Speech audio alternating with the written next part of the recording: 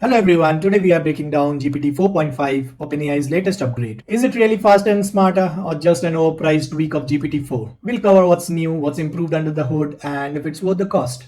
Let's get started. So GPT 4.5, positioned as an optimized version of GPT-4, and it promises faster outputs, better reasoning, more stable long conversation, and stronger function calling. But with this comes a hefty price tag, so understanding what you are actually paying for is critical. So let's talk numbers, because GPT 4.5 comes with a real cost increase. If you're using APIs, it will cost you around $75 per million input tokens and $150 per million output tokens. Now in comparison, if you're using GPT-4o, it will cost you just $2.5 per million input tokens and $10 per million output tokens. That's around a 30x jump for inputs and 15x jumps for outputs. And that's not it. If you're using ChatGPT, GPT 4.5 comes with a Pro plan, that is the $200 per month plan. So users with the Plus plan, that is $20 per month plan, are still logged with GPT-4. So the question is, does the performance justify the jump? Let's see. So what has exactly improved and how? So here's what OpenAI highlights as GPT 4.5's key upgrades. The first one is lower latency. Now what I observed is, with larger context, GPT-4 really used to lag. It used to take a lot of time to give you a response. Now what they claim here is they have made it faster with smoother response, especially under the high loads. Now this might have been achieved using backend optimizations like smarter parallelism, better batching, and likely a more efficient compute strategy such as mixture of experts which selectively activates part of the model. The second point is long context handling. Now this is again my personal experience. What I have observed is if you're doing a brainstorming or if you're doing a research using ChatGPT 4, which involves long chat histories or long documents, then the model used to forget the earlier context. They are claiming here that they have improved that, and they might have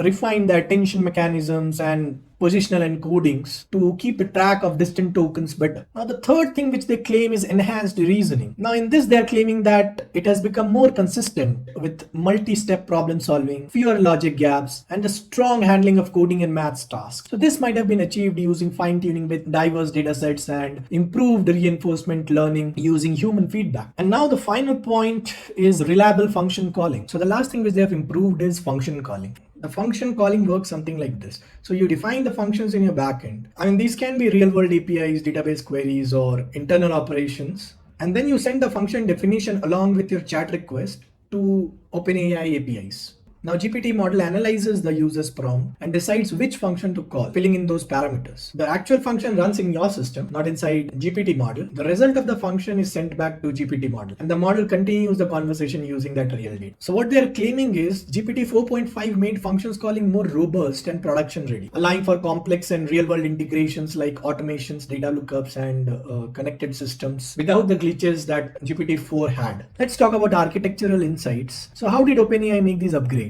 While the details are limited, it's likely GPT 4.5 includes a refined mixture of experts approach. So activating only relevant part of the models per task, thus improving the efficiency. They might have also optimized the attention mechanisms to manage long context inputs without degradation. Also, they have improved the orchestration of tools through tighter function calling logic, allowing better multi-step, multi-tool workflows. And importantly, GPT 4.5 is OpenAI's most compute-intensive model today, which explains the high operating cost passed on through the price. So in real-world benchmarks, GPT 4.5 reduces hallucination rates from around 60% in GPT-4o to around 37%, which is a noticeable accuracy gain. Also, the general reasoning and language benchmarks show modest improvements. But surprisingly, GPT 4.5 underperforms in specialized areas like maths and science, where smaller models like O3 Mini sometimes do better. So it's not a clear win across every category. And here's the honest take. For everyday workloads like content writing, simple chatbots, lightweight coding help, GPT 4.5 is overkill. GPT-4 or GPT-4o give you most of the value at a fraction of the cost. Where GPT 4.5 makes sense is in enterprise scale workloads, high value complex tasks, and use cases that needs reduced hallucination or advanced function chaining. But for most of the developers, GPT 4.5 feels like paying for premium compute